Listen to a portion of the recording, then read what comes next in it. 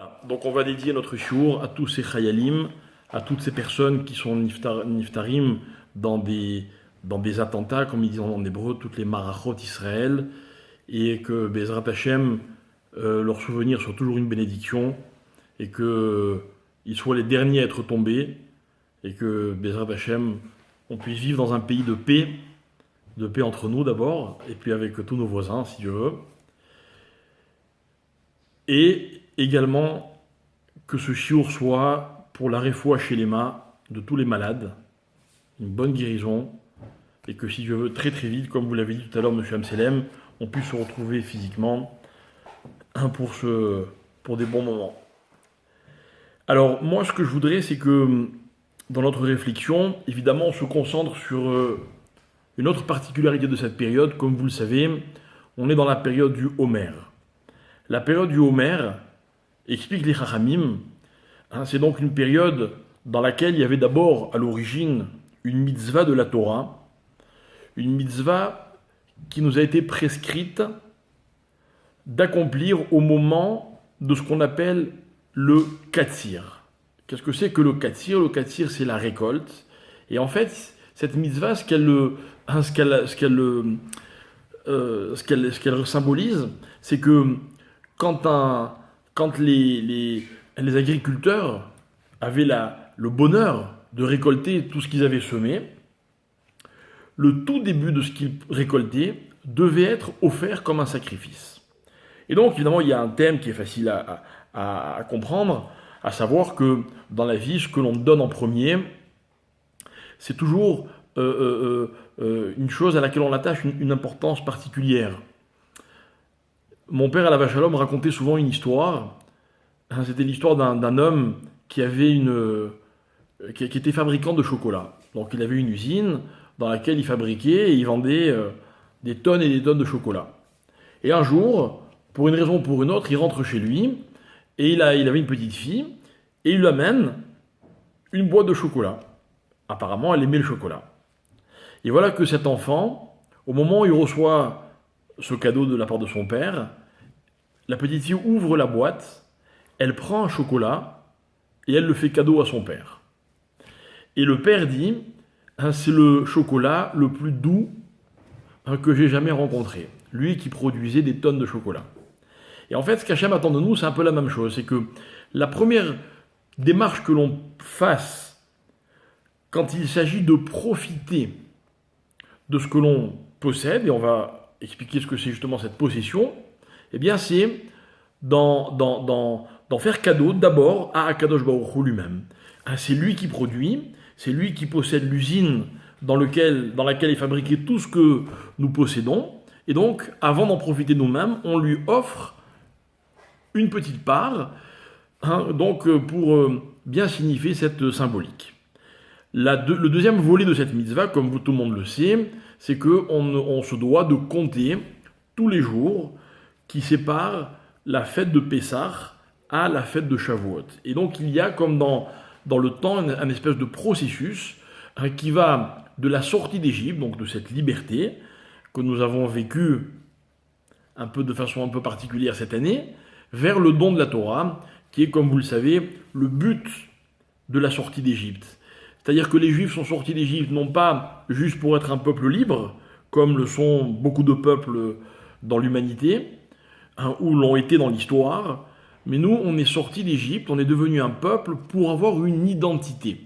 Et cette identité, eh bien, justement, on la reçoit au moment du don de la Torah. Et donc, on se doit de compter, comme des échelons que l'on gravit, tous les jours qui nous rapprochent, qui nous amènent, qui vont nous conduire à ce moment extraordinaire de l'année qui est la fête de Shavuot, le moment où on reçoit la Torah. Donc, on est dans une période dans laquelle, je le répète mais avec des mots différents, dans laquelle nous comptons le temps. En effet, le temps est un processus. Je ne vous l'apprends pas, je sais que vous le savez, mais j'aimerais juste qu'on en revienne à la source. Et quelle est la source de ce qu'on est en train d'expliquer? C'est que lorsque Dieu crée le monde, la première notion qui va exister dans le monde, c'est la notion de temps. Et comment cette notion est prescrite ou retranscrite dans la Torah? C'est à travers le mot Bereshit. Bereshit qui veut dire au commencement. Et nous constatons donc que le temps est la première création de l'histoire, mais que le temps est défini par un mot qui indique la chronologie. Puisque qui dit Bereshit, qui dit commencement, début, dit forcément qu'il va y avoir une suite. Mais ce qui nous intéresse dans le moment de la création de l'existence des choses, c'est justement cette notion de chronologie. Parce que le temps est comme un repère. Le temps est un repère quand vous voulez vous souvenir de quelque chose. Pour que le souvenir soit précis, il est important de savoir quand ça s'est passé. Et donc on va trouver la date, on va dire ah oui c'était tel jour, c'était telle année, c'était quand il m'est arrivé ceci ou cela, quand j'avais tel âge. Ça veut dire qu'on va resituer l'événement, le souvenir, dans un temps qui s'inscrit dans une chronologie. Deuxièmement, la chronologie, c'est cet outil qui permet de valoriser les choses. Pourquoi je parle de valorisation? Parce que la chronologie, c'est ce qui va indiquer l'ordre des choses. Or, comme vous le savez, l'ordre a une importance capitale. Par exemple, dans les 10 commandements, il y a cette mitzvah bien connue qui est celle du respect des parents. Les parents, on leur doit le respect pas seulement parce que ce sont nos géniteurs, pas seulement parce qu'ils nous ont tout donné, même si cela aurait suffi comme raison, mais nos parents, en fait, ont existé avant nous. Ça veut dire que dans la chronologie, dans l'échelle des valeurs, ils sont situés au-dessus de nous, avant nous. Donc, on leur doit le respect. C'est comme ça, c'est une règle de la vie. Si j'étais là avant vous, ben forcément, j'ai une place qui est meilleure que la vôtre. Tout le monde comprend cette chose-là. Vous arrivez quelque part, vous vous rendez compte que d'autres vous ont précédé, ben vous admettez que vous êtes après eux. C'est ce qu'on appelle la chronologie. Donc tout ça, et encore bien d'autres choses, sont dictés dans la Torah par le mot Bereshit, au commencement. Donc nous revoilà dans ce thème, puisque nous allons compter les jours. Jour 1 du Homer, jour 2 du Homer, jour 3, jour 7 qui fait une semaine, jour 8 qui fait une semaine et un jour, etc., jusqu'à arriver au bout de ces 7 semaines, de ces 49 jours, pour accéder au 50e jour. Alors, je ne vais pas vous parler de la valeur des chiffres, même si on aurait largement pu en faire un cours, puisque c'est un thème qui est très intéressant, mais je voudrais vous parler d'autre chose. Je voudrais que, en fait, le fait de compter nous ramène à une autre idée, que je vais d'abord évoquer de façon très rapide et très superficielle, pour en fait arriver à mon idée, qui est mon idée principale de ce soir. Le principe, c'est le suivant. À quoi sert de compter? À quoi sert de compter? D'abord, est-ce bien ou mal de compter? Est-ce que, par exemple, vous aimez raconter aux autres la quantité de ce que vous possédez? Est-ce que ça vous fait plaisir que tout le monde sache combien vous gagnez? Ou pire, combien vous possédez? Imaginez que moi, voilà, dans cette réunion Zoom, je ne sais pas combien on est, je dis, ben voilà, je demande à tout le monde de bien vouloir nous dire combien vous possédez dans votre compte en banque. Ok? Je verrai d'ici les petits carrés s'effacer les uns après les autres. C'est un sujet tabou. On n'aime pas les chiffres. Moi, je ne sais pas vous, mais j'ai des origines tunisiennes. Demander à quelqu'un qui est encore plus tunisien que moi, quel est son âge, combien il a d'enfants, les gens n'aiment pas. Pourquoi? Parce que le chiffre, explique la Guémara, il a tendance à estomper la beracha, la bénédiction. Encore une fois, superficiellement, un chiffre, c'est-à-dire quelque chose qui est quantifié, c'est quelque chose qui est figé. Dans la vie, on peut négocier avec tout ce qu'on veut, sauf avec les chiffres. Et quand d'ailleurs on est dans un chiffre, on est très souvent dans la fraction. Il y a le chiffre et il y a la virgule. C'est-à-dire qu'en fait, le chiffre dénote une précision qui a quelque chose de limitateur. Quand je sais, encore une fois, permettez-moi de reprendre l'exemple de l'argent, puisque l'argent est un chiffre, c'est peut-être ce qui est le plus chiffre de notre vie. Je sais exactement combien j'ai dans ma poche. Il m'est impossible d'envisager que je peux me payer plus que ce que j'ai dans la poche. Je vous donne un exemple.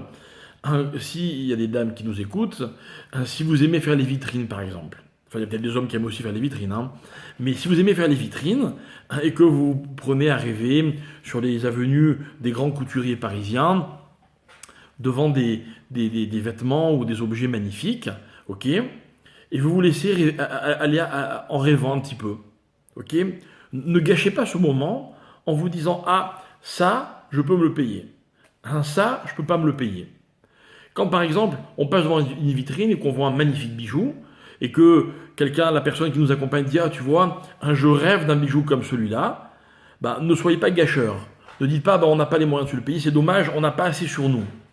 Pourquoi ? Parce que vous avez enfermé une notion qui appartenait à un rêve dans une réalité qui est figée. Ça, c'est l'anti-bénédiction. Qu'est-ce que c'est que la bracha ? La bracha, c'est au contraire, quand une chose n'est pas comptabilisée, elle n'est pas enfermée dans un chiffre. Donc dans la vie, il faut s'habituer à compter le moins possible. Voilà. Moi, c'est une chose que j'essaye d'expliquer régulièrement à mon banquier. Il ne veut rien savoir. Mais pourtant, il aurait une vie beaucoup plus agréable s'il arrêtait de compter. Il devrait faire comme moi. Moi, il n'est pas d'accord. Ok ?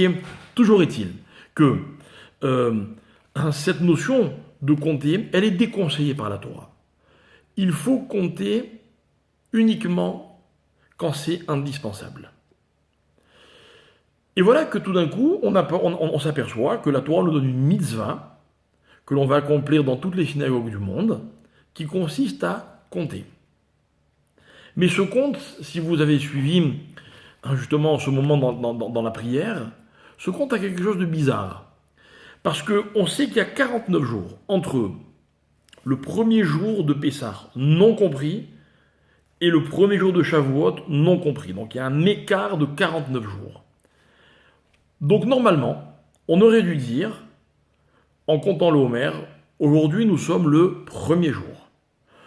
Aujourd'hui nous sommes le deuxième, le troisième, le quatrième. Or, on ne compte pas de cette façon. On dit aujourd'hui nous sommes jour 1, jour 2, jour 3, jour 38, jour 42. C'est-à-dire que, en ne disant pas que le jour est le premier ou le deuxième, c'est comme si on voulait, en le comptant, le dissocier de l'ensemble duquel il fait partie. Et c'est contraire à la logique. Parce qu'en général, le fait de compter exprime la volonté d'intégrer un élément dans un ensemble. Ainsi, imaginons, un paysan a 10 vaches. Alors il va les compter 1, 2, 3, 4, 5 pour savoir si elles sont toutes là. C'est-à-dire pour savoir si son ensemble est au complet. Et puis quand un jour il va avoir une 11e vache, il va dire j'en ai dorénavant 11. Il y en a encore une qui fait partie de ce troupeau, de cet ensemble. Donc à quoi sert de compter si on ne relativise pas le chiffre par rapport à un ensemble ? C'est-à-dire qu'en fait, en comptant 1, 2, 3, 4 plutôt que premier, deuxième, troisième, on n'est pas dans l'addition, on est dans un autre compte. On est dans le compte de jours, au pluriel, qui sont chacun une entité qui semble indépendante de toutes les autres entités. Donc, quelle est cette logique ? On va essayer de l'expliquer. En tout cas, c'est comme ça d'ailleurs qu'on répond à la question que je vous ai posée tout à l'heure, c'est que si la Torah, si nos maîtres déconseillent de compter, parce que compter, ça éloigne la beracha, pourquoi existe-t-il des mitzvot qui consistent à compter ? Réponse, on ne compte pas dans les mitzvot pour rajouter, pour savoir combien on on compte pour se situer. D'accord? L'exemple que j'aime donner, c'est une mère qui compterait ses enfants qui sont assis autour de la table. Elle n'a pas besoin de les compter 1, 2, 3, 4 pour savoir combien il y en a. Il en manquerait un qu'elle se rendrait compte à la seconde, même si elle avait beaucoup d'enfants. Mais elle va prendre du plaisir à dire il y a mon premier, il y a mon second, pas dans le sens de premier, deuxième, troisième, mais il y a celui-ci et celui-là et celui-là. Comme si chacun était un monde à lui-même, c'est d'ailleurs le cas, et qu'elle voulait, elle avait plaisir à le rappeler. Donc nous, on va essayer de comprendre que, en fait, chacun des jours qui nous permettent d'aller de Pessah à Shavuot constitue une étape qui va être un événement, qui va être une occasion unique, indépendamment de toutes les autres, de tous les autres. Mais pour arriver à cette explication, nous allons faire quelques détours, mes chers amis, en espérant que vous resterez avec moi jusqu'au bout, puisque j'ai toujours rêvé de venir à Montrouge. Maintenant que j'y suis, je vais vous garder pendant au moins 4-5 heures. On va pas, ok, on va pas se presser. Avec plaisir. Bon, merci. Mais d'accord. Puisque vous avez dit avec plaisir, on restera qu'une heure ensemble. Un peu plus. Bien. Donc, on va faire quelques détours. Et ces détours, mes amis, on va commencer par un texte dans le Midrash. Vous savez que le Midrash est source de tellement d'inspiration. Et en fait, on est dans un Midrash, dans le livre de Bamidbar, qui va parler justement des biens que possédaient les tribus de Gad et de Réhouven, puisqu'au moment du partage de la terre d'Israël, Gad et Réhouven vont avoir une place un peu particulière. C'est une histoire un peu longue, je vais vous en faire l'économie tout de suite.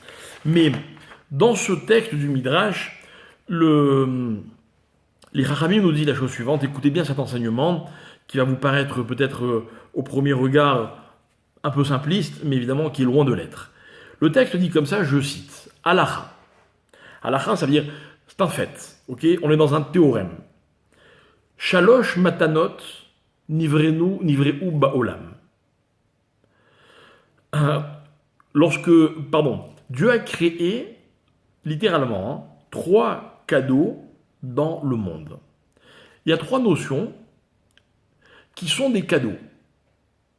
Ces 3 notions, elles existent dans le monde, vous allez voir tout de suite qu'on les rencontre de temps en temps. Et le texte continue en disant Zara be'achat me'em natal chemdat kol ha'olam. Si une personne a mérité, a réussi à posséder l'une de ces 3 choses, l'une de ces 3 notions, il a conquis ce qu'il y avait de meilleur dans le monde.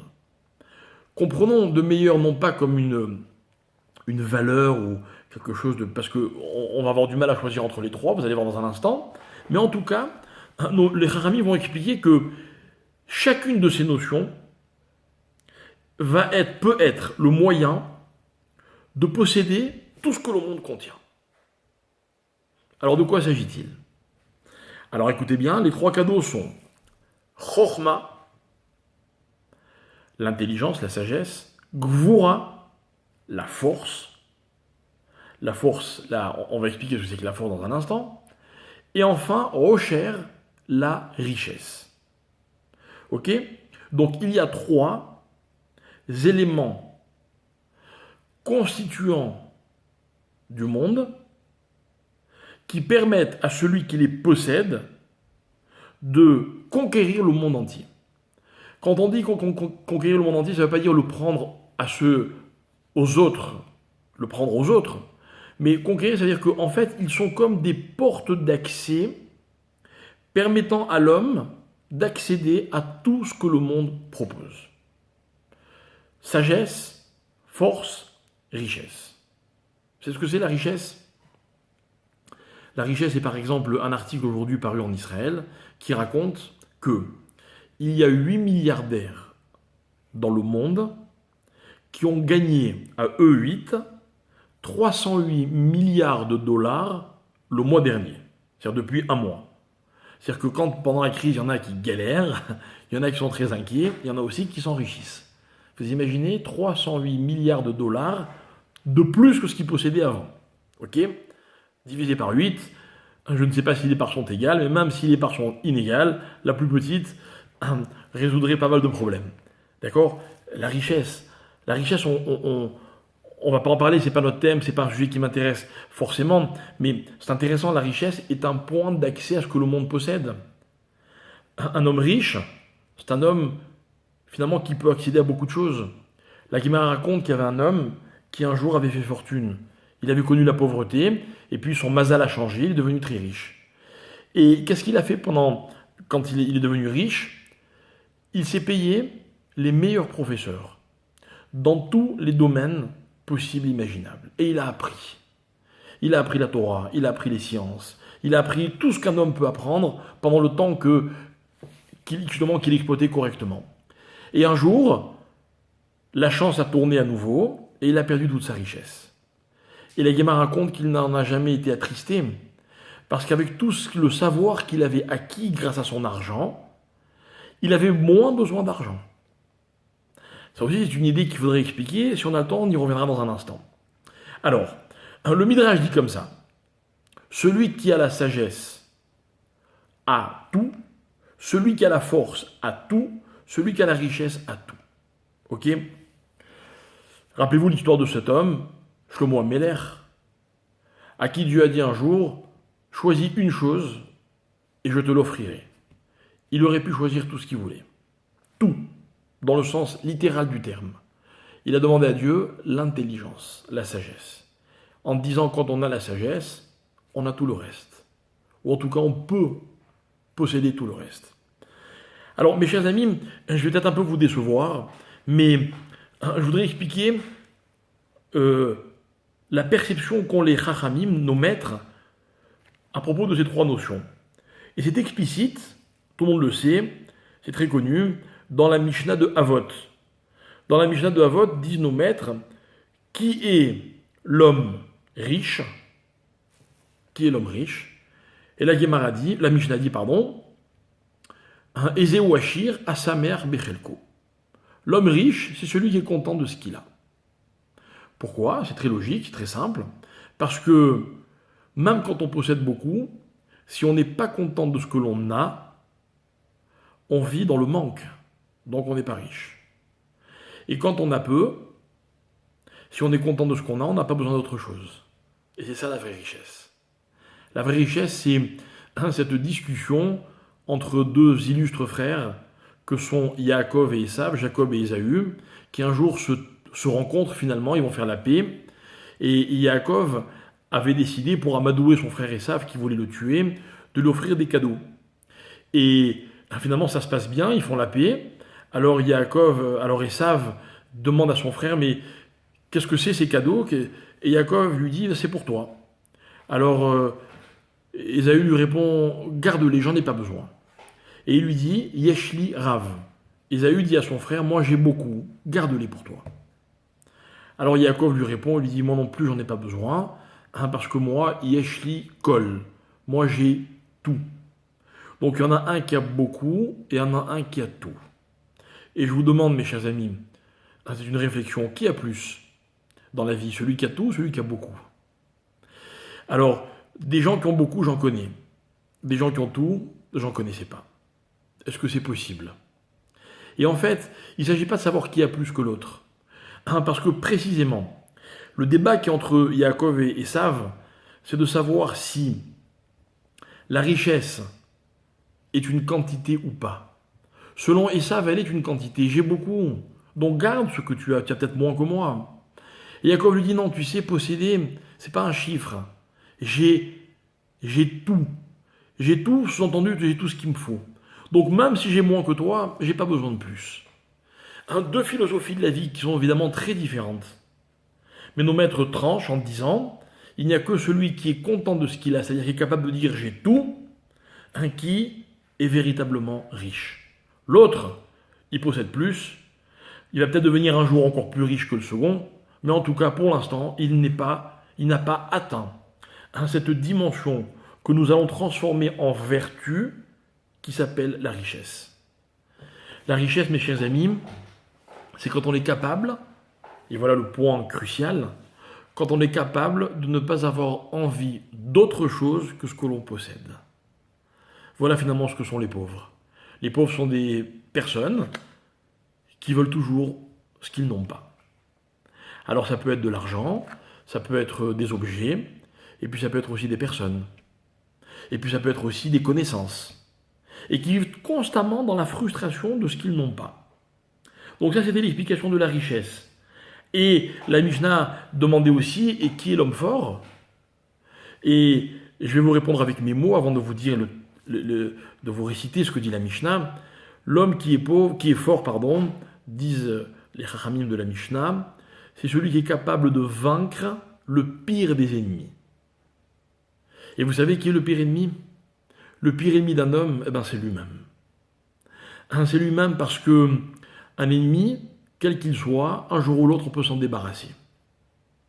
Ou bien en étant plus fort que lui, ou bien en arrêtant de se battre avec lui, ou bien en le fuyant.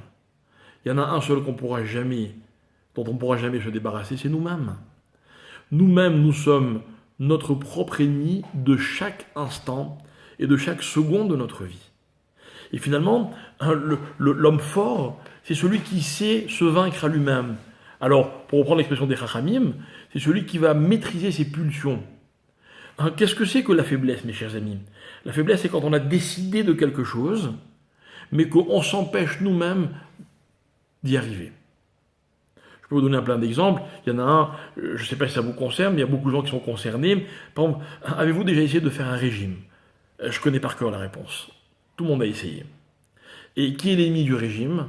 Eh bien, c'est nous-mêmes. On rêve de perdre du poids. On rêve d'arriver à respecter des restrictions qu'on s'est mis nous-mêmes. Et malheureusement, on n'arrive pas. À cause de qui? À cause de nous-mêmes. Dans la vie, on se fixe des objectifs. On voudrait être ceci. On voudrait acquérir telle qualité. On voudrait ne plus céder à la tentation de. Combien de fois on a ouvert notre bouche trop vite, on l'a regretté, et on s'est dit dorénavant, avant de parler, je réfléchirai. Et puis lorsque l'occasion se présente, toutes les bonnes résolutions s'envolent. On est tout seul contre nous-mêmes. Et en fait, le fort, dit la Mishnah, c'est celui qui est capable de se vaincre à lui-même. Kovesh et Yitzro. Vous voyez, c'est ça la vraie force. Donc jusqu'à présent, on a compris que le riche, celui à qui il manque rien, il peut conquérir le monde entier. Le fort, celui qui est capable de se maîtriser à lui-même, de se mesurer à lui-même, il peut aller là où il veut. Rien ne peut l'arrêter. Et enfin, la sagesse. La chorma. Alors, qu'est-ce que c'est que la chorma? Et la Mishnah dit, qui est le chacham? Et en fait, la Mishnah va répondre, Alomed Mikol Adam. Celui qui apprend de tout homme. Tout homme. Vous savez, mes chers amis, je ne vous apprendrai rien, mais c'est juste intéressant de le formuler de cette façon. Dans la vie, tout ce que l'on sait, c'est grâce à quelqu'un d'autre. Tout ce que l'on connaît, on l'a appris d'autrui. Que ce soit à travers un enseignement, que ce soit à travers un livre, que ce soit, peu importe la façon. Mais si l'homme était isolé depuis sa naissance, il ne connaîtrait rien. Donc vous avez des gens qui choisissent de qui ils apprennent. Dommage. Vous en avez d'autres qui sont capables d'apprendre de tout le monde. J'ai envie de rajouter, il y a des gens capables d'apprendre de chaque circonstance de la vie. Il y a des gens capables d'apprendre, finalement, de chaque instant de la vie. Eh bien, ceux-là apprennent tout le temps et forcément apprennent plus que les autres. Ils sont, selon le texte, les vrais sages. Le sage n'est pas celui qui sait, c'est celui qui apprend. Voilà pourquoi dans la tradition, le maître, l'érudit, on ne l'appelle pas Chacham, on l'appelle Talmid Chacham. On ne l'appelle pas sage, on l'appelle l'élève sage. Parce que tant qu'on est élève, on est Chacham. C'est extraordinaire de voir des gens, de croiser des fois dans la vie des gens qui sont très âgés, qui ont une expérience de la vie inouïe. Et pourtant, quand vous leur parlez, ils vous écoutent avec des grands yeux. Comme si vous veniez leur apprendre quelque chose, du haut de vos quelques années. Il m'est arrivé, moi personnellement, plusieurs fois de vivre cette expérience en côtoyant des grands chachamim, des grands rabbanim. Vous avez des noms qui vous disent sûrement quelque chose. J'ai connu dans ma vie, j'ai rencontré, on va dire, le Rav Steinman, le Rav Kanievski, que, si Dieu veut, qu'il ait une longue vie, mais aussi le Rav Obadiah Yosef, à la Vachalom, le Rav Eliashiv. C'était des vénérables vieillards qui ont atteint ou approché le siècle. Et pourtant, quand vous leur parliez, que ce soit pour poser une question, pour donner un avis, même si c'était déplacé, ils vous écoutent, en se disant il y a sûrement quelque chose à apprendre. Et c'est ça qui a fait leur grandeur. Donc finalement, mes chers amis, on a trois notions qui sont trois valeurs, à condition qu'on soit capable de les conjuguer convenablement. La valeur de la sagesse, qui appartient à ceux qui apprennent, la valeur de la force, qui appartient à ceux qui savent se maîtriser, et la valeur de la richesse, qui est réservée à ceux qui savent se contenter de ce qu'ils ont. Donc ceux-là sont tout le temps contents. Et voilà ce que le Midrash a voulu nous enseigner.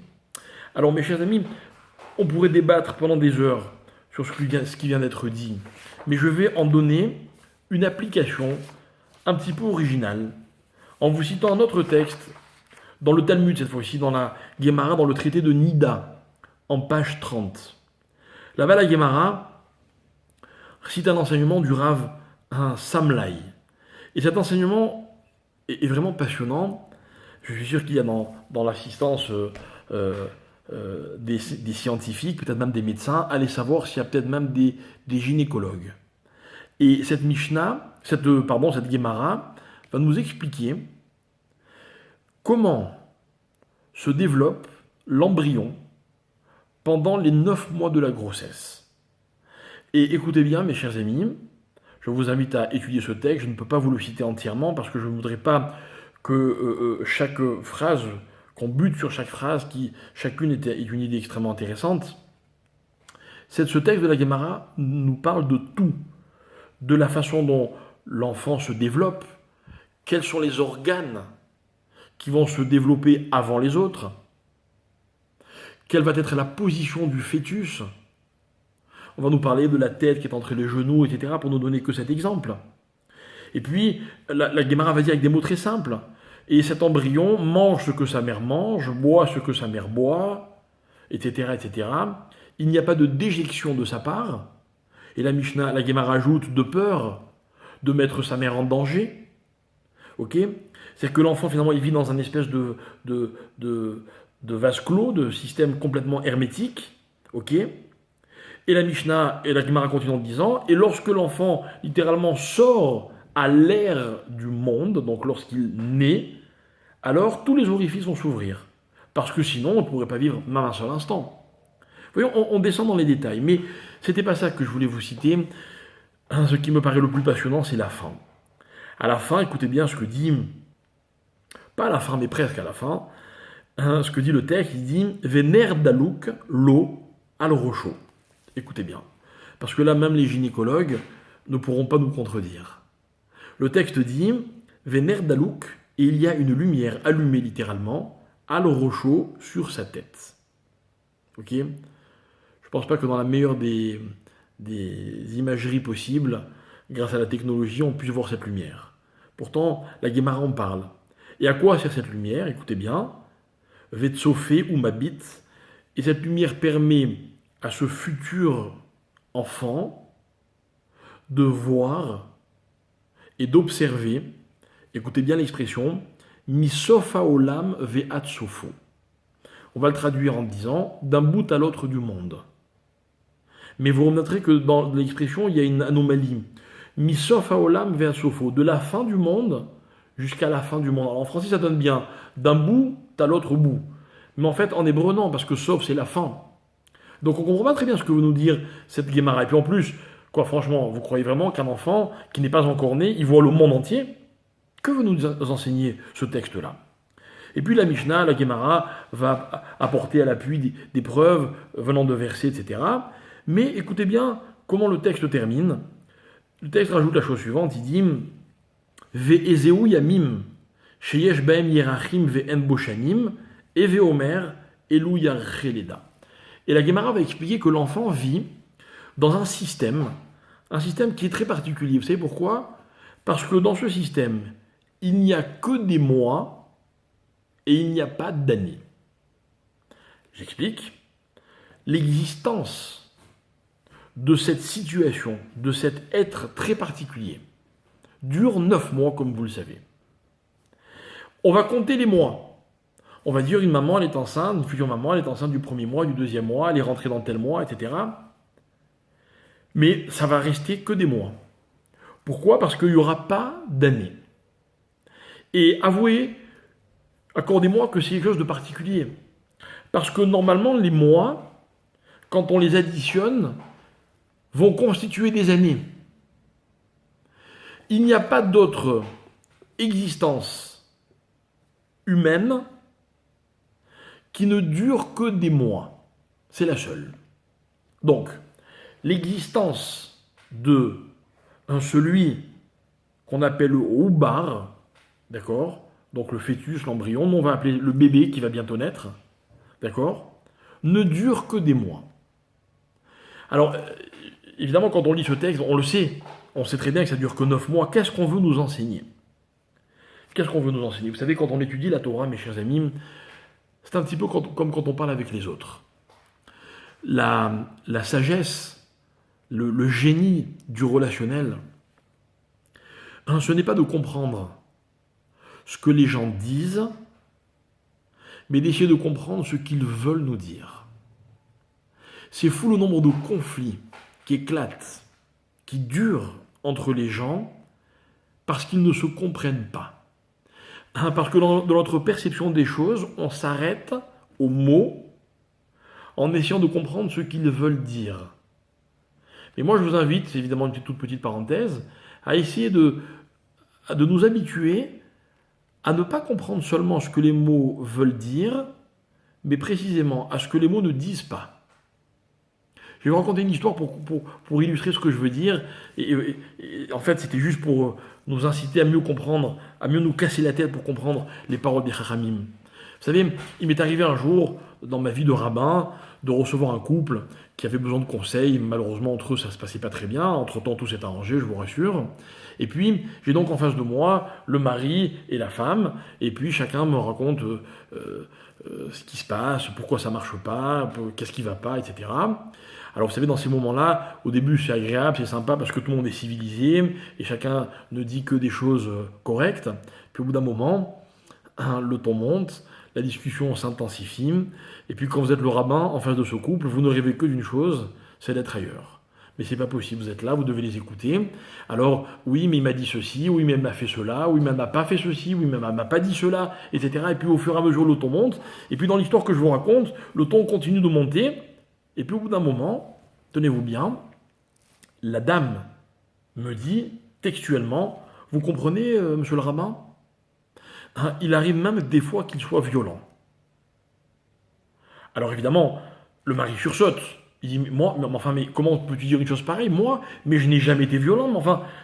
Et il se tourne vers moi, mais il dit, Rav, je vous assure, je vous promets, jamais j'ai levé la main. Vous comprenez que pour moi, ça change tout. Parce que bon, des disputes ou des conflits ou des tensions, c'est une chose, la violence, c'est autre chose. Donc je suis un petit peu embêté. Et je les entends donc discuter, et elle qui dit si, et lui qui dit mais jamais de la vie, mais enfin Rav, je vous jure, je vous promets, jamais, etc. Bref, au bout d'un moment, je leur dis bon, ok, continuons la discussion, et je sens qu'il y a quelque chose qui ne va pas.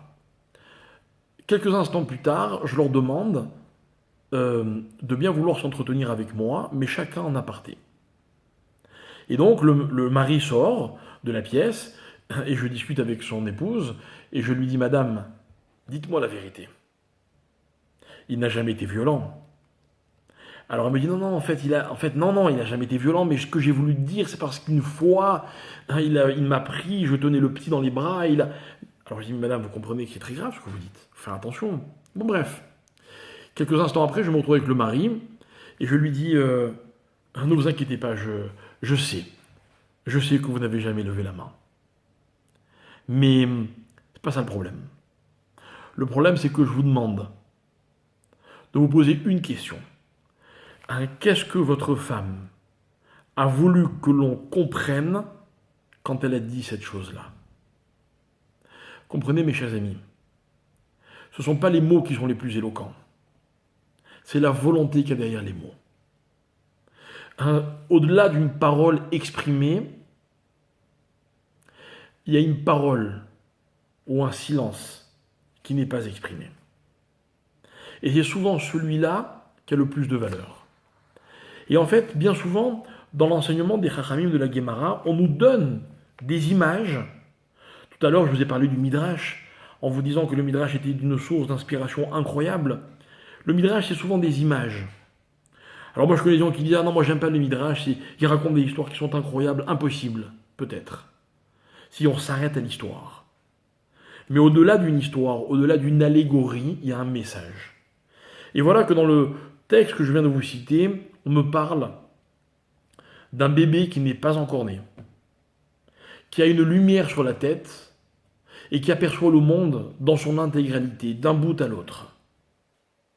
Mais on nous précise que cet enfant vit dans un système dans lequel il n'y a que des mois et il n'y a pas d'années.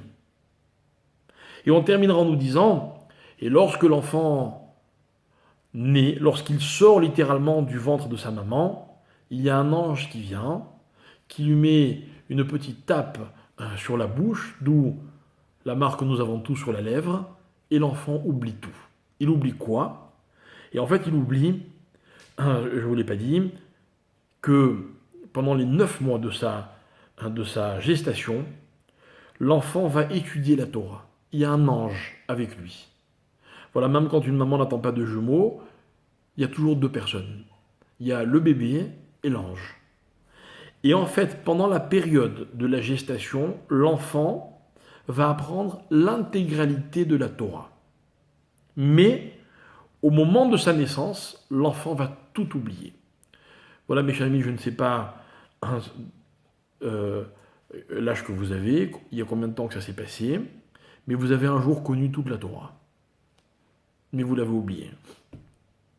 Alors moi, je me pose une question, à quoi ça sert? Pourquoi on nous apprend pour oublier juste après? Vous comprenez, c'est inexorable. On apprend tout, on oublie tout. Et en fait, il y a une idée qui est absolument, moi qui me passionne. C'est que ce qu'on veut nous enseigner, d'abord, dans l'ordre, parce qu'il y a plusieurs choses. La première chose qu'on nous enseigne, c'est que il y a apprendre, d'accord? Apprendre, c'est un système. Apprendre, c'est un mécanisme. Dans la vie, comme d'ailleurs avant la vie, l'homme est capable d'apprendre. Comme on le disait tout à l'heure à propos de la sagesse. Être capable d'apprendre, c'est magnifique. C'est magnifique. Regardez autour de vous. Il y a des gens qui sont plus capables d'apprendre que d'autres. Attention, ça n'a rien à voir avec les capacités intellectuelles, avec l'intelligence comme on l'appelle de nos jours, vulgairement. Non, non. Il y a des gens très intelligents, mais qui ne savent pas apprendre. Vous rencontrerez des gens qui aiment qu'on leur fasse des reproches, d'autres qui ne supportent pas les reproches, d'autres qui disent « mais qui tu es toi pour m'enseigner ?» D'autres qui disent « moi je suis plus âgé que toi, mais moi je connais mieux, mais moi je connais plus », et des gens capables d'apprendre tout le temps, partout. Mais il n'y a pas que l'apprentissage, il y a une autre notion, malheureusement, qui vient, j'ai envie de dire, se télescoper avec la capacité d'apprendre. C'est l'oubli. L'oubli, c'est aussi une fatalité dans la vie. Alors là aussi, il y a des gens qui oublient plus, il y a des gens qui oublient plus vite, mais tout le monde oublie. Et ce qui est intéressant, c'est qu'il semblerait qu'avant la naissance, si l'enfant est capable d'apprendre toute la Torah, c'est qu'en fait, il n'oublie rien. Mais que dès qu'il va naître, dès qu'il va intégrer le monde dans lequel vous et moi on vit, ce monde terrestre, il va rentrer dans la dimension de l'oubli. Attention, l'oubli a ses vertus. L'oubli peut être un avantage extraordinaire. Vous imaginez, si on était incapable d'oublier les émotions, les tristesses que l'on vit, ce serait insupportable. L'esprit ne pourrait pas contenir toute cette intensité. Je n'ai pas parlé de quantité. Alors Dieu nous a fait un cadeau magnifique, c'est l'oubli. Un jour on est triste, on est séparé de quelqu'un définitivement, on pense qu'on ne pourra jamais s'en remettre, et puis un jour on apprend à vivre avec. Et oui, Ça nous dérange, mais ça s'appelle oublier. On n'oublie pas complètement, mais on oublie toujours un peu. Et l'enfant, avant de naître, ne sait pas ce que c'est que l'oubli. Ça veut dire qu'en fait, la période qui précède la vie est une période dans laquelle les connaissances s'ajoutent les unes aux autres. Alors écoutez bien parce que je vais donner la définition de ce qui différencie ces deux périodes. La définition c'est la suivante, c'est que dans la vie telle que nous la connaissons, dans le fonctionnement du monde dans lequel nous évoluons, il y a une règle qui fait que les éléments s'additionnent. J'ai envie de dire, ils s'entassent les uns sur les autres. Et il est impératif de faire de la place. C'est pas possible. Je ne peux pas vivre avec tous mes souvenirs. Pour comprendre ce que j'apprends aujourd'hui, j'ai besoin intellectuellement d'abord de faire un vide. Donc j'oublie. Vous voyez, c'est le processus de la vie. Dans ma vie, une chose en remplace une autre. Aujourd'hui, vous êtes mon meilleur ami, ça peut changer demain. Et c'est important, c'est enrichissant aussi. Si on vivait tout le temps les mêmes expériences, et que jamais on se délestait de quoi que ce soit, eh bien, il manquerait à la vie une dimension qui s'appelle la nouveauté, le chidouche. Dans la façon de compter le temps, mes chers amis, il y a deux notions fondamentales qui s'appellent les mois et les années. Comment dit-on une année en hébreu? Shana. Un shana, c'est la même racine que le mot shnaïm, deux. Pourquoi? Parce que la Torah nous explique que les années sont identiques. Les années durent autant de temps, ok? Et elles sont répétitives. Le cycle du soleil, qui est le rythme selon lequel on fixe les années, est un rythme identique. Si dans nos années à nous, il y a un jour de plus ou de moins, c'est parce qu'en fait, les années ne durent pas une somme de jours précise, mais que c'est un certain nombre de jours, virgule quelque chose. Donc pour récupérer, il y a ce qu'on appelle les années bissextiles. En hébreu, dans la tradition juive, c'est encore plus flagrant, puisque les années vont être différentes. Il va y avoir des fois 12 mois et des fois 13 mois. Mais en fait, de quoi cela provient? Cela ne provient pas de la différence qu'il y a dans les années, mais de notre façon à nous de nous organiser. Alors que les mois sont très différents. Pourquoi? Parce que le mois est une période de l'année dans laquelle il y a constamment une nouveauté. J'explique ce que je veux dire. Le cycle solaire, c'est un parcours. Le cycle lunaire, qui donne au mois leur origine, c'est une disparition et une réapparition. C'est quoi un mois lunaire? Un mois dans la tradition juive, c'est le temps d'un cycle lunaire. Or, c'est quoi un cycle lunaire? C'est quand une lune apparaît, même si elle est invisible à l'œil nu, et que progressivement elle augmente, pour arriver à ce qu'on appelle la pleine lune, et enfin, pour rediminuer jusqu'à disparaître complètement. On est en fin de mois. Et puis ça recommence. Ça veut dire qu'un mois, qui se dit en hébreu chodesh, chodesh c'est le même mot que chadash, qui veut dire la nouveauté. Un mois, c'est toujours un phénomène nouveau. La lune a disparu et il y a une nouvelle lune, comme on le dit d'ailleurs même en français, la nouvelle lune. Et en fait, lorsque la Gemara me disait que l'embryon vit une période dans laquelle il n'y a que des mois et il n'y a pas d'années, c'est parce que l'embryon, c'est le symbole de l'évolution. Pour un embryon, chaque seconde, c'est quelque chose de nouveau. Vous voyez, vous et moi, on a beau grandir dans une première phase de la vie, puis un jour on devient adulte, puis un jour on vieillit, mais finalement, d'une seconde à l'autre, on n'a pas l'impression que les choses changent. C'est normal. Vous avez vu combien d'années on a devant nous, ou derrière nous d'ailleurs? On dispose d'un temps qui est très long, il y a des années. Mais dans l'existence d'un embryon, il n'y a pas d'années, il n'y a que des mois. C'est-à-dire qu'on n'est que dans la dimension du chodesh, comprenons chadash, la nouveauté. Alors, quelle est cette nouveauté que vit l'embryon? Eh bien, nos Chachamim nous expliquent. La nouveauté, c'est que l'embryon apprend constamment. Et là, je vous demande de bien me suivre, parce que c'est quoi apprendre? C'est quoi découvrir? Découvrir, c'est être capable, grâce aux événements de la vie, grâce à ce que je découvre, d'être nouveau à chaque instant. Et vous savez, si on parle de l'embryon, c'est parce qu'il est porteur de leçons. La leçon, c'est la suivante. On oublie dans nos vies individuelles de se sentir nouveau à chaque instant. On oublie notre capacité à apprendre constamment, jusqu'à la dernière seconde de vie, depuis la première seconde de la vie. On apprend. C'est-à-dire qu'on est capable constamment d'être nouveau. Suivez-moi bien. Quelqu'un qui apprend, c'est-à-dire qui vit dans ce processus de développement, de nouveauté, au moment où il apprend, pour pouvoir apprendre, il ne peut pas se permettre d'oublier le début. J'espère vivement, quand je vous parle, qu'au moment où je suis en train de développer ce que je veux partager avec vous, vous rappelez ce que j'ai dit au début, sinon ce n'est pas un enseignement. Je ne suis pas venu vous faire des phrases. Et c'est comme ça pour tout dans la vie.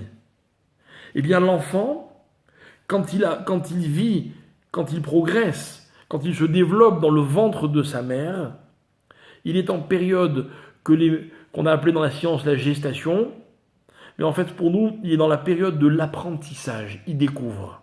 Et il va tout découvrir. Et voilà pourquoi la Guémara a expliqué que l'enfant voyait d'un bout à l'autre du monde. Parce que dans cette période de l'existence, dont vous et moi nous n'avons aucun souvenir, on a tout compris. On a compris les choses dans leur globalité. Tout comprendre, mes chers amis, c'est pas forcément tout savoir.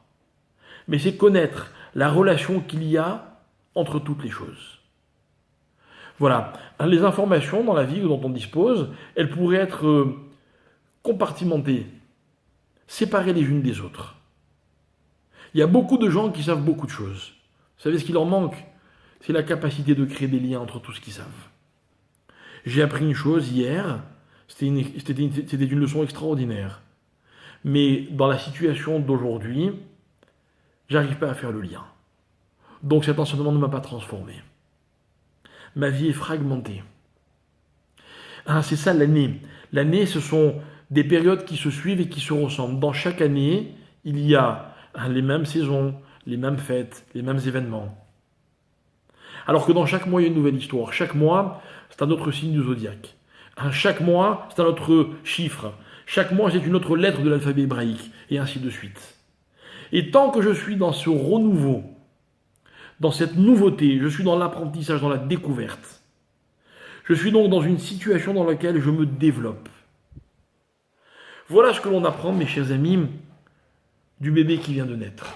Mais, malheureusement, tout ça est impossible dans la vie à partir de la naissance. Ce n'est possible qu'avant la naissance. Avant la naissance, on n'oublie rien. Après la naissance, on oublie tout. Alors cet ange, qui nous a tout appris, vient et il nous frappe sur la bouche. Et moi j'ai une question. Et pourquoi juste sur la bouche? Et nos maîtres nous expliquent. Écoutez, comme c'est dit de façon intelligente, j'espère le répéter fidèlement. La bouche, disent nos Chachamim, je le tiens de mon maître, le Rav Moshe Shapira, la Shalom. La bouche, c'est un tout petit orifice par lequel on va essayer de faire passer des idées qui sont gigantesques, par laquelle on va exprimer des sentiments qui sont énormes. On a tous ressenti ça un jour. On a ressenti quelque chose de très fort, on a voulu l'exprimer, et on a été déçu par ce que l'on a dit. Et on s'est dit, mais enfin, comment l'autre peut comprendre ce que l'on ressent avec des mots aussi pauvres, aussi simples, aussi limités? C'est ça une bouche. Une bouche, c'est un tout petit orifice par lequel doivent passer des grandes choses. C'est ça l'oubli, mes chers amis. On oublie dans la vie parce que on ramène les choses à notre dimension, à notre propre dimension. Parce que des choses immenses, non d'importance, ne sont réelles que par rapport à ce que nous sommes. C'est ramener les choses à notre propre dimension. C'est-à-dire, c'est s'habituer aux choses, les adapter à ce que nous sommes, et constamment tout adapter à ce que nous sommes. Et quand un homme fait ce que je vous dis, malheureusement c'est notre cas à tous, alors évidemment, on sait pas mal de choses, on est tous un peu intelligents, on est tous un peu forts, on est tous un peu riches. C'est vrai, on est tous un peu riches. Parce que si, dans certains domaines, on voudrait avoir plus, mais il y a quand même des domaines où on est très content de ce que l'on a. Moi, je connais, la plupart des parents que je connaisse sont très heureux des enfants qui sont les leurs. Vous voyez? Donc on a tous au moins une richesse quelque part. Si ce n'est pas nos enfants, c'est nos parents. Si ce n'est pas nos parents, je suis sûr que les habitants de Montrouge adorent Montrouge. Ok, il y a une équipe de foot à Montrouge? Non, je ne suis pas sûr. Ok, moi par exemple, je suis Marseillais, vous voyez. Quand on est Marseillais, on aime l'équipe de foot de l'OM. C'est comme ça. C'est ça la richesse dans la vie. Alors, ça, c'est quand notre vie nous permet de rajouter constamment. C'est-à-dire de percevoir chaque moment, chaque expérience, chaque élément de la vie comme une valeur que l'on peut rajouter à ce que l'on est. Mais on est d'abord une valeur. C'est-à-dire que les choses n'ont de valeur que par rapport à la relation que j'établis avec elles. Ce que je viens de vous dire, mes chers amis, ça va être le début de notre conclusion, mais c'est à la fois la grandeur et la petitesse de l'homme. Je vous disais il y a un instant que, malheureusement, l'homme a tendance à valoriser les éléments par rapport à ce qu'il est. C'est vrai qu'on ramène tout à nous-mêmes, c'est vrai. Mais d'un autre côté, les choses ne sont que grâce à la relation que j'établis avec elles. Voilà, si j'ai un voisin qui possède beaucoup plus que moi, ça pourrait me rendre malheureux. Mais si j'ai aucune relation avec ce qu'il possède, il n'y a aucune raison que ça me rende malheureux.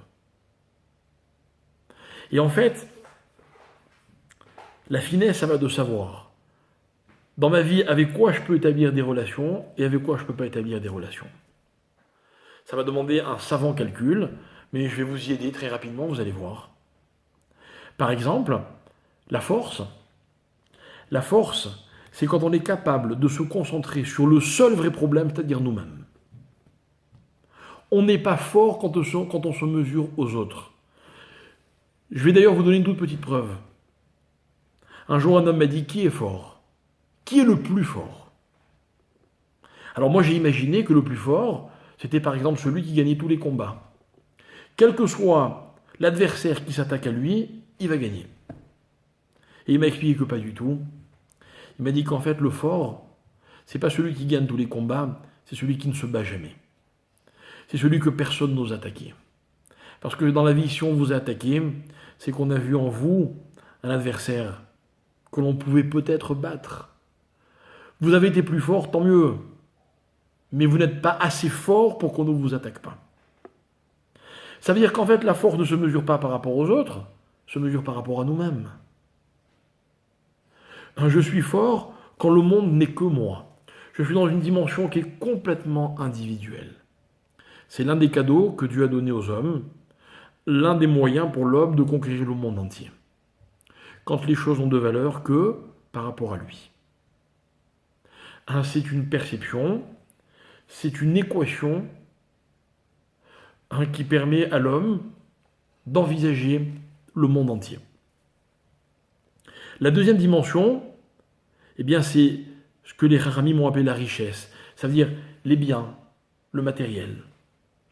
Le matériel, mes chers amis, n'a de valeur pour moi que quand j'ai compris la relation qu'il avait avec les autres. Je ne peux être jaloux quand j'admets que ce que l'autre possède ne peut appartenir qu'à lui. Et tant que dans ma vie je veux posséder ce que les autres possèdent, c'est que je n'ai pas intégré le fait que ça ne peut être qu'à eux. Et on est riche quand on a compris que ce que les autres possédaient n'était qu'à eux et que moi je pouvais posséder que le reste. Quantitativement, ça ne fait pas grand-chose, mais psychologiquement, c'est ce qui peut faire de nous des gens très riches. Donc, la force, c'était voir le monde que par rapport à soi. La richesse, c'était de le voir que par rapport aux autres. Et l'intelligence, c'est quand dans la vie, on peut tout s'approprier. Parce que le sage, c'est celui qui sait apprendre de tout et de chacun. Et quand je constate que vous connaissez une chose et que moi je ne la connais pas, eh bien j'ai envie de l'apprendre. Je vais vous rassurer, ça va rien vous coûter. Ça va rien vous enlever. Ça ne va me permettre qu'à moi d'ajouter quelque chose. Donc vous voyez, c'est encore une autre perception. C'est voir le monde, non pas à travers ce que je suis seulement, non pas à travers ce que les autres sont seulement, mais à travers ce que je peux être grâce aux autres. Je ne sais pas si vous réalisez, mes chers amis, mais le plus beau cadeau qu'on peut faire à une personne, c'est de l'écouter. Pour les quelques-uns d'entre vous qui ont laissé les caméras allumées, j'ai une reconnaissance inouïe, les autres aussi, j'imagine, mais je ne le vois pas. Mais je vous vois me regarder, je vous vois m'écouter. Je me dis, ils sont sympas quand même. Hein. C'est vrai, si vous n'étiez pas là pour m'écouter, je ne parlerais pas. Vous vous rendez compte? Je serais très frustré, j'adore parler. Mais dites-vous que tous les gens qui sont autour de vous adorent parler. Mais écoutez-les pas seulement pour leur faire plaisir. Écoutez-les parce que vous vous enrichissez. Parce que vous deviendrez encore un peu plus intelligent, encore un peu plus sage. C'est-à-dire que l'intelligence, c'est de voir le monde par rapport à ce que les autres peuvent me rapporter. Regardez comme facilement on commet des erreurs. Comme facilement on se croit fort quand on se mesure aux autres. On aimerait s'enrichir de ce que les autres possèdent. Et on aimerait connaître ce que les autres ignorent. Et nous, c'est tout le contraire. On veut connaître ce que les autres savent déjà. On veut posséder ce que personne d'autre ne possède. Et on veut être, par rapport à nous-mêmes, sans nous mesurer à qui que ce soit. Voilà ce que c'est que la force. Et ça, c'est possible quand dans la vie, on considère chaque expérience de la vie comme une nouveauté, comme une découverte. Si un jour je découvre ce que vous possédez, ce sera une découverte. Parce que ça restera à vous et je l'aurai découvert. Et vous savez ce que c'est que... Vous savez quel est le meilleur moyen de se préserver du mauvais œil? C'est quand on est capable de faire profiter aux autres ce que l'on possède sans leur donner envie. Il faut bien que ce soit à double sens. Je ne peux pas être un tzaddik tout seul si vous ne m'y aidez pas. Moi, je veux bien ne pas être jaloux de ce que les autres possèdent, mais à condition qu'à travers ce qu'ils possèdent, ils n'essaient pas non plus, eux, de me rendre jaloux. Vous voyez, l'intelligence, la sagesse, c'est pareil. Si un jour vous vous sentez supérieur aux autres parce que vous en savez plus, c'est que vous avez juste oublié que votre responsabilité, c'était de le partager avec les autres. Si un jour, vous vous sentez fort que grâce aux autres, que parce que vous êtes plus fort que les autres, eh bien je vous rappellerai ce que peu de rabbins vous diront. Vous avez oublié qu'il fallait être aussi un peu égoïste dans la vie. Il fallait être aussi capable de ne voir le monde que par rapport à nous. On a besoin de ces 3 dimensions. Voilà pourquoi ce sont 3 cadeaux, 3 possibilités qui donnent à l'homme le moyen de conquérir le monde dans son intégralité. Rappelez-vous ce que disait le texte. Zacha bachorma, zacha bakol. Celui qui a mérité la sagesse, il a tout mérité. Avec la sagesse, je peux arriver partout. Avec la richesse, comme on l'a expliqué. Avec la force, comme on l'a expliqué aussi. Vous voyez, et tout ça, on a compris à travers cet enfant, qui est un être qu'on ne peut pas mesurer, qui est un être d'une grandeur inimaginable, juste parce qu'il est dans un processus de découverte. Parce qu'il n'a pas de plus grande dimension que la découverte.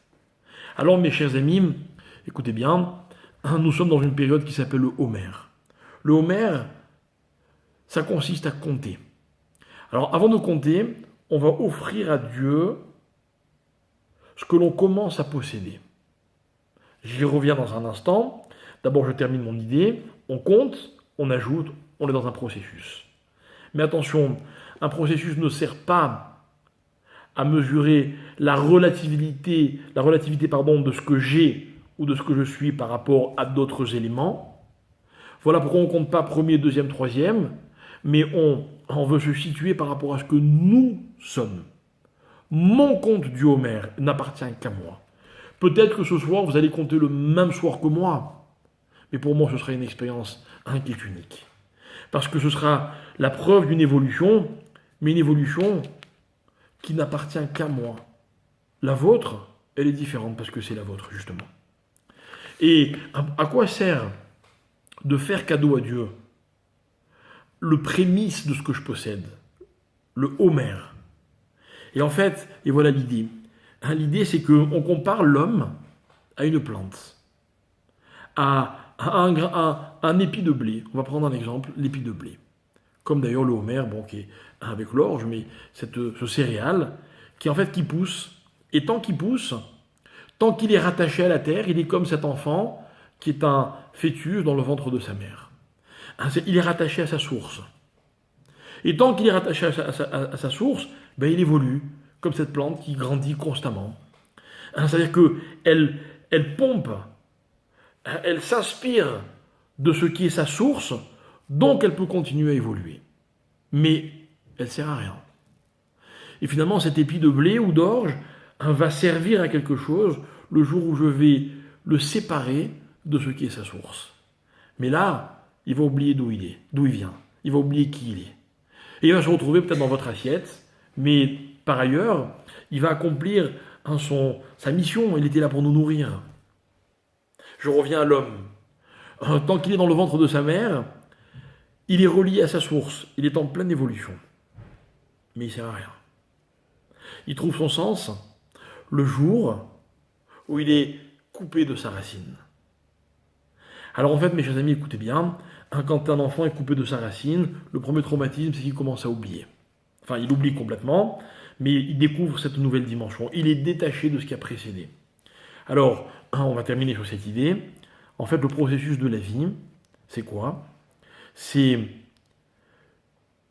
ce circuit qui permet à l'homme de se rapprocher constamment de ce qui a été un jour sa source.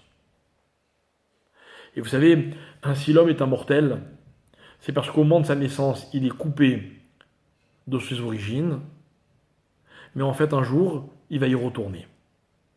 Alors, ce n'est pas pour vous attrister que je vous raconte ça, mais c'est au contraire pour vous dire que la vie est un parcours dans lequel je me rapproche de mes origines. Et je vais prendre un exemple, c'est la connaissance. La connaissance, mes chers amis, me permet tous les jours de me rapprocher de ce qui a été un jour mon origine, laquelle? Le savoir parfait. Un jour, je savais tout. Et chaque fois que j'apprends quelque chose, je me rapproche de cet état. Mais à quoi ça sert? Et en fait, la vraie sagesse, la vraie force, la vraie richesse, comme je le disais tout à l'heure, c'est le sens que je donne aux choses. Et ce sens-là, mes chers amis, c'est ce que la Torah vous nous enseigne.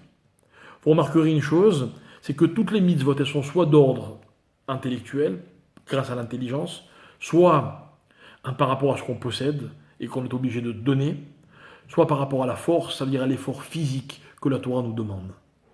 Parce qu'une mitzvah, un enseignement de la Torah, c'est la possibilité pour un être humain de se reconnecter à ce qui a été sa source. Et en fait, toute la vie, c'est ça. Toute la vie, c'est de savoir avancer et paradoxalement, de revenir à ses origines, d'être rattaché à sa source. Je ne sais pas vous, mais je pense que ça doit être pareil. Chaque fois que l'on me bénit, chaque fois que l'on prie pour moi, chaque fois que l'on m'appelle à la Torah, on cite soit mon père, soit ma mère. Comme pour me rappeler que si je me déconnecte de ce qui m'a précédé, eh bien finalement, je ne suis rien. Ou en tout cas, très peu de choses. Et en fait, détenir quelque chose, ce n'est pas le posséder. C'est être capable constamment de le ramener dans son contexte. Être intelligent, c'est pas pour être supérieur aux autres. Non, au contraire. C'est pour me ramener à la source de ce qui m'a permis de naître un jour. Cette source, c'est le jour où je connaissais tout. Vous savez, quand un bébé naît, pas quand il a fini tant de semaines ou tant de mois, Il naît quand il a tout compris, quand il a tout appris, quand le moment est venu, qu'il oublie, pour qu'il réapprenne. Pour que la personne, dans ce processus qui s'appelle la vie, puisse chaque jour de sa vie, chaque instant de sa vie, se rapprocher de ce qu'il a été un jour. Alors, regardez, c'est pas que je cherche à faire un rapport avec ce qui nous arrive en ce moment. Mais vous savez, l'isolement dans lequel on est tous confinés, quand je dis isolement, même si on est en famille ou évidemment chacun le vit différemment, je sais qu'il y a des gens seuls, il y a des gens qui sont pas seuls, il y a des gens avec lesquels il y a trop de monde. J'entends des parents se plaindre d'être 24 heures sur 24 avec leurs enfants, 7 jours sur 7, etc. C'est vrai que c'est très difficile, mais en fait, excusez-moi, pour ne pas être coupé, voilà. Mais en fait, l'idée, mais en fait, on est isolé. Voilà, tout à l'heure, on le disait au début de notre propos, on aimerait bien pouvoir se rencontrer, etc. L'isolement, mes chers amis, il est anti-nature. On n'est pas fait pour être isolé. Parce que la nature profonde de l'homme, c'est de se rattacher constamment à ses origines, de se rattacher constamment à quelque chose. Et vous savez, la société, parmi toutes les fonctions qui sont les siennes, possède celle-ci. C'est que la société nous permet de rencontrer constamment des gens qui nous semblent différents, mais qui finalement ont beaucoup de points communs avec nous-mêmes. Et la différence entre quelqu'un qui est isolé et quelqu'un qui n'est pas isolé, c'est que quand on est isolé, on a l'impression que ce que l'on vit, on le vit seul. Et quand on rencontre les autres, on se rend compte que finalement ce que tout le monde vit n'est pas si différent de ce que l'on vit nous-mêmes. La Guémara dit, une épreuve, quand elle est partagée, eh bien, elle est à demi consolée. C'est quoi demi consolée? C'est-à-dire que j'ai pas moins mal, mais quand je me rends compte que d'autres le vivent aussi, ça va déjà beaucoup mieux. Alors, l'épreuve que nous vivons, mes chers amis, c'est justement celle-ci. C'est d'être capable de se sentir connecté, même quand on est isolé.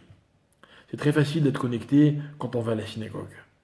Aujourd'hui, c'est devenu un luxe qu'on a l'impression de ne pas pouvoir se payer. Bientôt, on pourra le refaire, si Dieu veut. On pourra revivre toutes ces expériences. Mais pour l'instant, on doit justement être capable de se sentir connecté. Connecté aux autres, connecté à nos origines, connecté au sens des choses, même quand on est loin. Et ce que je trouve extraordinaire, mes chers amis, et je suis sûr que pour beaucoup, c'est votre cas aussi. Depuis le début de cette période de confinement, il y a énormément de gens qui étudient comme ils n'ont jamais étudié de leur vie. Et je crois que ça veut dire qu'on a tout compris. Parce que si l'isolement nous empêche d'être connectés, eh bien l'étude, c'est exactement l'inverse. Et vaincre une épreuve, c'est lui démontrer qu'elle ne peut pas nous priver de ce qu'elle est censée éliminer. L'isolement est censé éliminer la connexion, eh bien nous lui prouvons qu'elle ne peut pas nous empêcher d'être connectés. Alors merci à la technologie, c'est vrai, mais surtout bravo à tous ceux qui ont cette volonté de rester ensemble. C'est vrai, ce soir vous auriez pu faire autre chose que juste de passer un moment comme ça tous ensemble. Mais vous avez eu envie dans votre communauté, avec d'autres gens, parce que je suis sûr qu'il n'y a pas que des gens de Montrouge, vous savez, on a eu envie de passer un moment ensemble. Et dans ce moment, on n'a pas juste eu envie de se raconter des choses agréables, on a eu envie d'apprendre. Et il n'y a pas de plus grande connexion que l'enseignement, que l'apprentissage. Voilà une perception, voilà une vision de ces textes que je vous ai ramenés. Et je voudrais que ça nous donne à tous beaucoup de courage pour savoir que de la même manière que l'on compte le Homer, on compte les jours qui nous séparent de cette libération. Et rappelez-vous une chose, c'est que Pessah est la fête de la libération. À Pessah, en étant libre, un homme libre est un homme qui a le loisir de ne pouvoir être confronté qu'à lui-même. C'est ça la vraie liberté. Quand je suis plus obligé d'être confronté aux autres, je suis plus dominé par les autres. On va arriver à Shavuot. Shavuot, c'est le moment de la chokhma, de l'intelligence.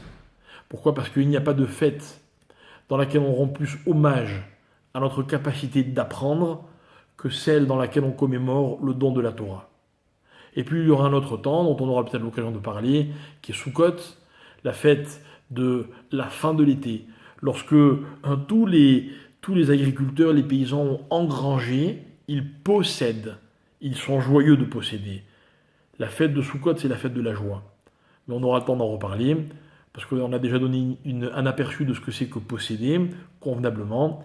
Et voilà en quoi est-ce que la Torah, dans les moindres recoins de notre vie, elle a toujours un enseignement d'une richesse extrême, fabuleuse, qui nous permet d'avoir un regard toujours à la fois positif, en même temps très responsable des événements, de la vie de tous les jours. Mes chers amis, je vous souhaite d'abord de supporter de la meilleure façon possible cette période. Je suis convaincu qu'on en verra bientôt la fin. Je voudrais que vous sachiez que vous n'êtes jamais seul. Comprenez pas seulement que d'autres pensent à vous, mais que vous avez la responsabilité de penser aux autres et de montrer aux autres qu'ils ne sont pas seuls, d'aider les autres de la meilleure façon possible, même à distance. Et enfin, que tout le monde soit en bonne santé si Dieu veut, que les malades guérissent, que on guérisse de nos souffrances, de nos épreuves, et qu'encore une fois, Bezrat Hashem, très très prochainement, on puisse vivre les événements non seulement de façon intense, mais de les partager visuellement les uns avec les autres. J'espère très rapidement vous vous retrouver à Montrouge, mais je vous propose encore mieux, c'est que je vous retrouve tous très bientôt à Jérusalem. Croyez-moi, c'est un projet encore plus beau et encore plus fort, c'est possible. Comme on le disait tout à l'heure, on est ce soir à Yom HaZikaron, on rend hommage à ceux qui se sont battus et qui ont perdu la vie pour que nous on puisse vivre en Eretz Israël. Demain soir, ce sera un Yom HaTzmaout, un moment dans lequel il est le temps de réfléchir et d'apprécier, de pouvoir aller, de pouvoir vivre, de pouvoir exister grâce à la terre d'Israël. La terre d'Israël, on en a besoin, mais elle a encore plus besoin de nous. Bezrat Hashem, que le Mashiach vienne bientôt et qui nous ramène tous, si Dieu veut, à Jérusalem.